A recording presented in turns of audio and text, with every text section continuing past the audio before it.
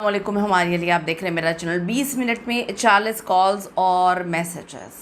मीर रज़ा की आखिरी गुफ्तगू। कोई मेरा इंतज़ार कर रहा है, कार जल्दी चलाओ। कौन इंतज़ार कर रहा था? मीर रज़ा अली को किस शातिर ने बड़ी चालाकी बड़ी मकारी के साथ फ़ोन करके उस अंधेरी नर्सरी में उस वक्त बुलाया?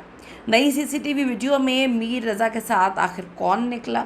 100 से ज़ायद सीसीटीवी कैमरों की जो स्कैनिंग हुई है और उसके बाद आईफोन की फॉरेंसिक तफ्तीश अब एक ही सिमत में इशारा कर रही है कि ये कोई हादसा नहीं बल्कि इंतहाई प्लानिंग के साथ एक एग्जीक्यूशन ऐसी जिसकी बहुत लंबी प्लानिंग बड़े टाइम से चल रही थी और एक शातिराना तरीके से मंसूबा बनाया गया है कत्ल का। समझ से बाहर है कि ये प्लानिंग कितने अरसे से चल रही थी, लेकिन अब वो सारी की सारी चीज़ें ख़त्म हो चुकी हैं कि एक जो नैरेटिव बिल्डअप कर रहे थे कि उसने अपनी जान खुद ली है। एक नर्सरी में जाके वो अपनी जान क्यों लेगा? एक पूरा का पूरा फैब्रिकेटेड मामला बनाने की कोशिश कर रहे थे। दो अलग अलग वीडियोस को मिलाकर जो बताने की कोशिश कर रहे थे कि उसने अपनी जान खुद ली है। फिर ये क्रिप्टो की कहानी भी लाने की कोशिश की कि जी इसलिए जान ली होगी कि उस पर बड़ा कर्ज था। फिर ये बताने की कोशिश की जा रही है कि वो बड़ा परेशान था। तो अब तो चीज़ें बड़ी क्लियर हो रही हैं, बहुत मामला जो हैं वो आगे तक गए हैं। कौन सा शातिर था जिसने अंधेरी नर्सरी में बुलाया और किसका इंतज़ार था कि वो बोल रहा था कि गाड़ी जल्दी चलाओ, वो मेरा इंतज़ार कर रहे हैं? आज की वीडियो में इस पर बात करते हैं। रिक्वेस्ट है चैनल को सब्सक्राइब करें, आपकी सपोर्ट की बड़ी ज़्यादा ज़रूरत है और वीडियो को आखिर तक देखिए। 28 जुलाई की तारीख सुबह तकरीबन 4:10 पर कराची का 25 साल का एक कामयाब नौजवान और वाफ्लिक्स का मालिक मीर रज़ा अली अपने घर से निकला, लेकिन ये किसी आम सफ़र की शुरुआत नहीं थी। शायद उसको पता था कि ये एक खौफनाक सफ़र हो सकता है। निकलने से चंद लम्हे पहले रज़ा के सोशल मीडिया अकाउंट्स का अचानक डिलीट हो जाना, वालिद के अकाउंट में 2.5 लाख रुपए मुंतकिल करना, ये साफ इशारा था कि रज़ा किसी गहरी साजिश या फिर शदीद तरीन ब्लैकमेलिंग या किसी अपने ही दरिंदा सिफ्त इंसान के जाल में जकड़ा जा चुका है। उसे मालूम था कि वहाँ जा रहा है, शायद वहाँ पे हालात काफ़ी मुश्किल हो या शायद फिर वापसी भी ना हो। कार में भी रज़ा ने ड्राइवर को जल्दी गाड़ी चलाने का कहा कि कोई मेरा इंतज़ार कर रहा है। सुबह के इस पहर 11:30 बजे रज़ा ने अपनी मंगेतर से बात की थी। उसके बाद वो रज़ा को कॉल और मैसेजेस करती रही, लेकिन कोई जवाब नहीं आया। सीसीटीवी फुटेजेस और ऑनलाइन कार के ड्राइवर का बयान इस सनसनीखेज़ कत्ल की शुरुआत को वाज़ेह करता है।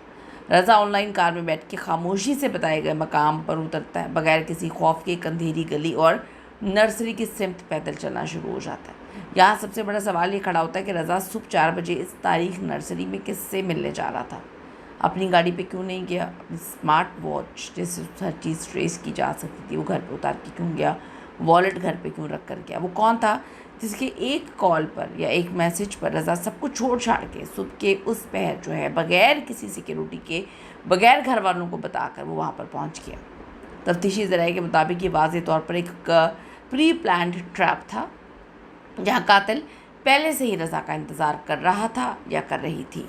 मीर रज़ा घर से निकलते वक्त अपनी दुकान के सिक्योरिटी गार्ड का 30 बोर पिस्टल साथ लेकर गया था।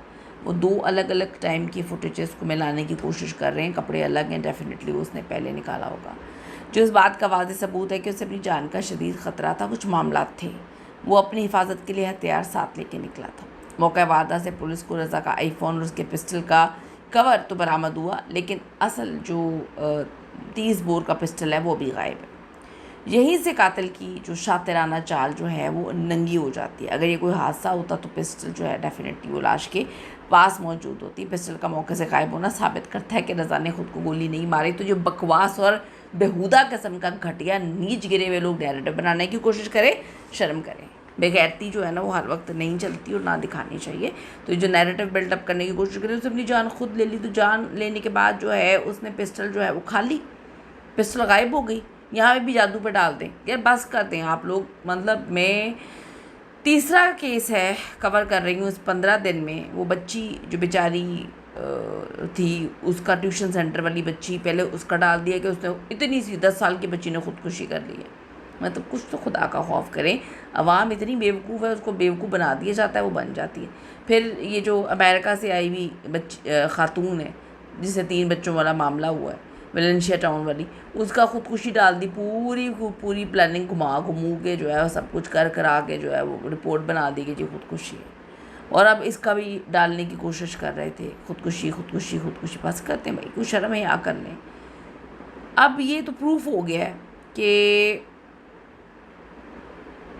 पिस्टल मौके पे नहीं है, तो जो था वो पिस्टल लेकर चला गया। कातिल ने गोली मारने के बाद सबूत मिटाने की गर्ज से पिस्टल जो है वहाँ से उठाया, फरार हो गया। आखिर इस सफ़ाकाना कत्ल की वजह क्या थी? ये बड़े सवाल आते हैं। वो कौन सा मोहरा था जिसके लिए 25 साल नौजवान की जान लेना बहुत ज़्यादा ज़रूरी था? बातचीत से मामला हल नहीं हो सकते थे। तफ्तीश में सामने वाली जो सनसनीखेज़ हक़ाइक़ है उसके मुताबिक जो रज़ा डिजिटल करेंसी के एक बहुत बड़े और ख़तरनाक नेटवर्क में उलझा हुआ था। बकौल उसकी जो भी नैरेटिव बना रहे हैं, 4 से 5 करोड़ रुपए का भारी नुकसान। क्रिप्टो करेंसी के इस काले धंधे में रज़ा को मुसलसल धमकियाँ मिल रही थी, उस पर पैसे वापस करने का शदीद दबाव भी था। क्या क्रिप्टो के इस लेन देन पर नर्सरी के अंधेरे में रज़ा को कत्ल किया गया? कातिल से तल्ख़ कलामी हुई? क्या किसी बड़े खिलाड़ी ने अपने करोड़ों रुपए के राज छुपाने के लिए मीर रज़ा अली को हमेशा के लिए खामोश कर दिया? किसी को पैसे चाहिए होंगे तो वो मारेगा थोड़ी, वो तो चाहेगा ज़िंदा रहे और मेरे पैसे वापस दें। पुलिस की जो टेक्निकल टीम है इस वक्त 100 से ज़्यादा सीसीटीवी कैमरों का डेटा जो है वो निचोड़ रही हैं ताकि उस दरिंदे की निशानदेही की जा सके जो नर्सरी के गिरदो नवा में देखा गया। साथ ही रज़ा के आईफोन का फॉरेंसिक डेटा जो है वो अनलॉक किया जा रहा है, जिससे आखिरी कॉल व्हाट्सएप चैट्स का सुराग मिलेगा जिसने रज़ा को डेथ ट्रैप में बुलाया था। सीने पर इंतहाई करीब से लगने वाली गोली इस बात की निशानदेही करती है कि कातिल उसके बहुत करीब था। और मौके से गायब हथियार चीख के कह रहे हैं कि ये इंतहाई बेरहमाना और मनसूबाबंद जो है बंदी के साथ ये कत्ल किया गया। वो शातिर कातिल कौन है जो रज़ा को अपना हथियार चोरी करके उसे कत्ल करके फ़रार हो गया? वो आखिरी कॉल किसकी थी? इतनी सारी कॉल्स की गई, फॉरेंसिक रिपोर्ट्स जल्दी बहुत सारी चीज़ें जो है वो एक्सपोज तो कर देगी। लेकिन यहाँ पर एक सवाल है, हमें अपने बच्चों के साथ इतनी दोस्ती रखनी चाहिए ज़िंदगी के हर मोड़ पे कि अगर कोई भी मामला हो, हमारे बच्चे अक्सर ऐसे करते हैं, उन पर इतना प्रेशर होता है, फैमिली को देखते हैं कि यार उनको ना बता दें, परेशान ना हो जाएं। बच्चों को आदत डालें कि वो आपसे हर चीज़ शेयर करें। सुबह के 4 बजे वो निकल रहा है, कह के जा रहा है मैं 5-10 मिनट में आ रहा हूँ। वो कहाँ जा रहा था, किससे मिलने जा रहा था, और कोई उससे नीचे आगे क्यों नहीं मिल सकता था? कोई किसी कैफ़े में अगले दिन क्यों नहीं मिल सकता था? क्यों उसे वीराने में बुलाया? वीराने में वो क्यों गया?